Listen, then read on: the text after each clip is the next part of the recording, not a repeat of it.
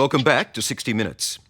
Banks are supposed to be held to the highest corporate standard, and they're never shy to tell us when they're doing things right.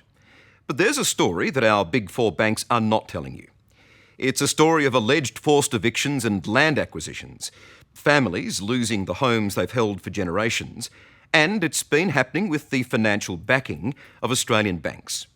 The Commonwealth, Westpac, ANZ and NAB are all accused of putting profit before people. You see, the banks have invested in or financed big overseas agricultural companies in poorer developing nations. The result is often land grabs that would be condemned if they happened here in Australia.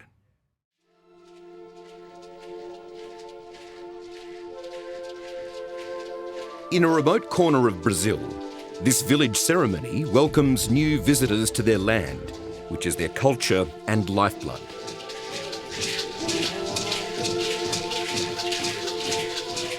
But these are tough times.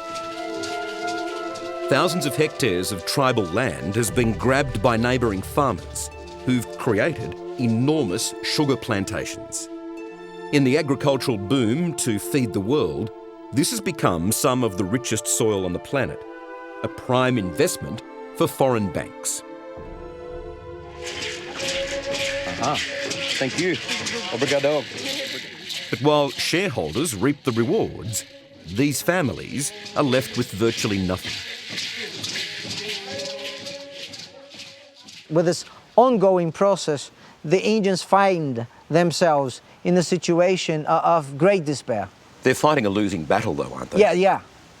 And they have very few allies. Marcos Homero is an expert anthropologist who advises the local prosecutor. He's determined to bring to light the plight of these people so Australian bank customers can see that their investments are being used to plant crops that forced a race of people off their land. Is there any doubt at all that this land belongs to the local Indian population? No, there's no doubt. There's no doubt that they have been here for at least thousands and thousands of years. Legally, it's been proven that they have a right to that land. There are decrees in place by the Brazilian government, correct? Yes.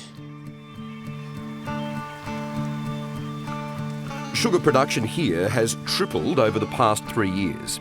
Agricultural giants like Bungie in Brazil harvest the cane for raw sugar and ethanol.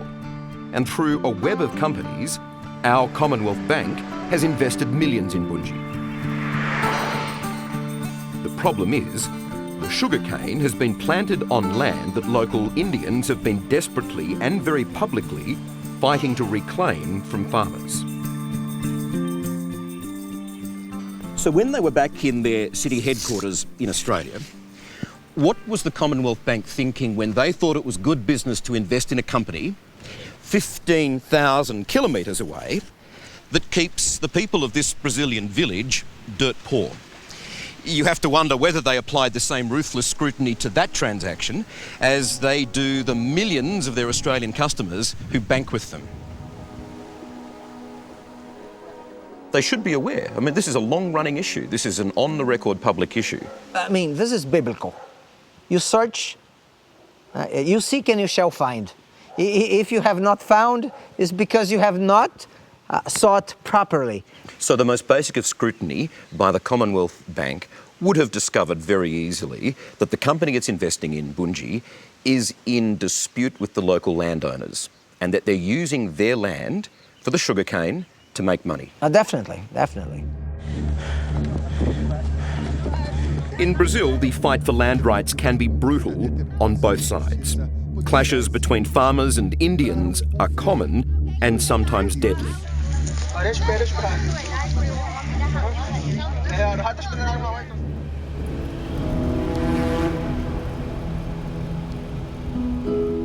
200 people across this region tell the same heartbreaking story of conflict and loss after big sugar, backed by banks from all over the world, rolled into town.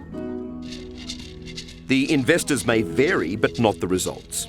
Polluted streams from farming pesticides and sick children. Chief, this is a very important document for you. What is it? Essa terra, a documento da minha terra já está varia. The document confirms that this is my land.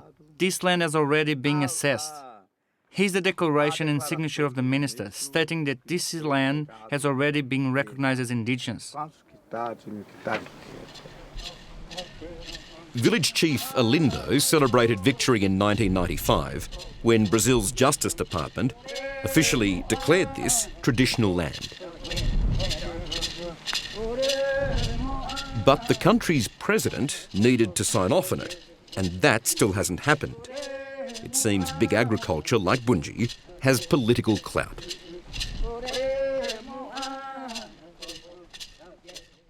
What message do you have for the Commonwealth Bank and its investors in Australia?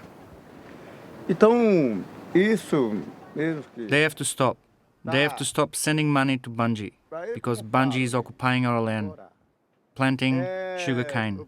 So they have to stop sending money to Bungie. empresa. Agriculture and food production is the new global boom economy, and Australian banks are staking their ground. According to research by Oxfam, NAB, who just posted a $5.1 billion profit, lent controversial Southeast Asian palm oil producer Wilmar, or its subsidiaries, more than $200 million.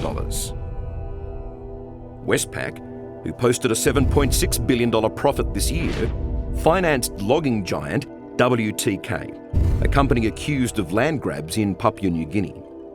And the ANZ, who made a bumper $7.1 billion profit, financed a mill for Cambodia's Phnom Penh Sugar, company with a history of human rights issues who allegedly forced people from their land to grow sugarcane. Do you think the banks are being ethical in investing in these land grabs? Well, clearly I don't think they're being ethical. Helen Zoki is the chief executive of Oxfam and says no Australian bank should be involved in any of this conflict if it was true to its own word. The Commonwealth, Westpac, NAB and ANZ are signatories to no less than 6 ethical investing agreements, and all have agreed to the United Nations Global Compact, committing to responsible investment in the agricultural commodities industry. Why should we care about what is going on here? We should care because it's our money that's involved in these practices. So if you're a shareholder in the banks at the moment, or you have your superannuation invested in the banks, you're saying question where those profits are coming from because it's on the back of other people's misery. Where the big 4 banks are investing in companies that are involved in these practices that have such a horrific impact on the lives of people, I don't think Australians want to see that happening.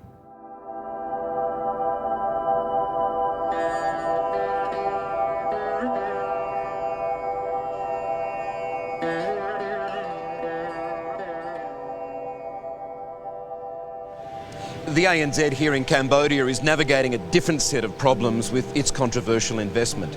Recently, it cut and ran, ending its finance of the sugar company and trying to distance itself from local issues.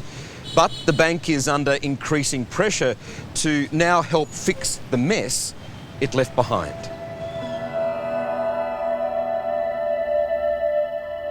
A 40-year-old mother of 5, Panoon Ra, is in the middle of that mess. What did they do to force you off your land? They came here and used a machine, like bulldozer, to clear all our land, to clear all the crops and the house, all the crops that we've been growing for many years. And that day they cleared every crop. We don't have any crops anymore. So they bulldozed your house, they bulldozed your crops so they could plant the sugar. Yes, that's right. They clear our lands with bulldozer to grow the sugar. Phnom Penh Sugar paid just $50 for her land and forced her family to this tiny plot. She says police and local authorities turned a blind eye. Phnom Penh Sugar deny that anyone was forced from their land.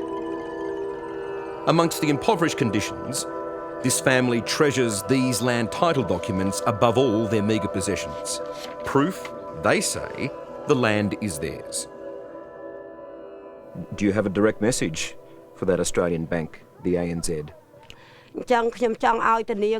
We are suffering. We don't have enough jobs or fair compensation from this company. So please, ANZ, help the people. We need the help so we don't live in fear and suffering.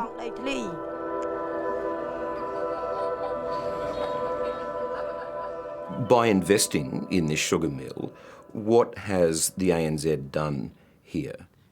People land was grabbed, people livelihood were destroyed.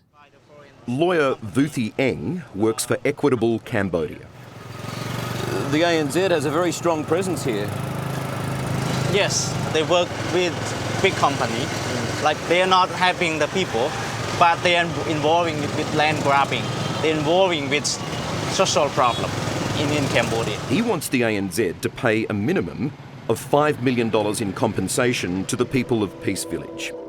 And given ANZ's $7 billion profit last financial year, $5 million seems like a paltry sum. Can it escape its responsibilities here?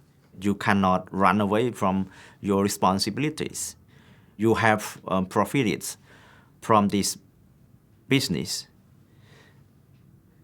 Then you have to take responsibility to address this problem.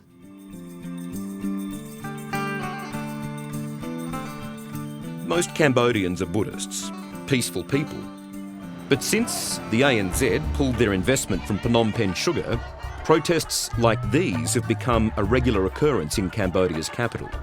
Villagers drive hours in the hope the ANZ will hear their plea for compensation. ANZ cannot run away without cleaning this mess, this problem.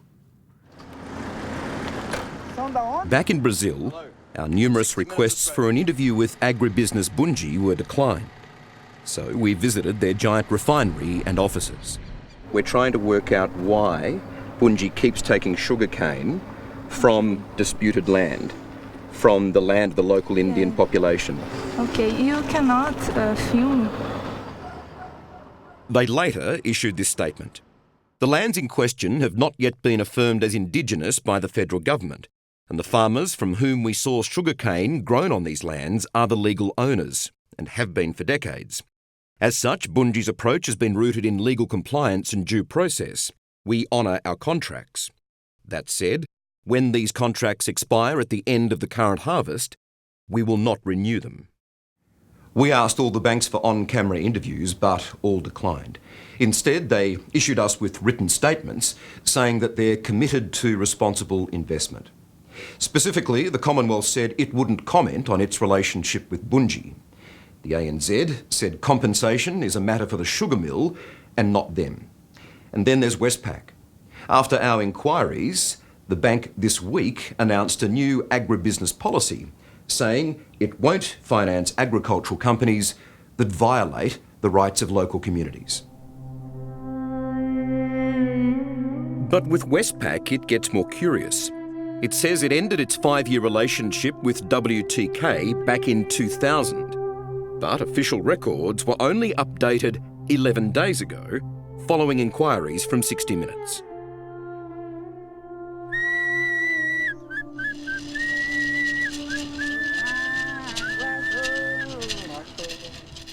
No one would knock the banks for riding a boom and investing in sugar, palm oil, timber, or any lucrative crop. But you'd hope when the Big Four make their multi-million-dollar investments, they apply ethics and scrutiny equally to people and profits.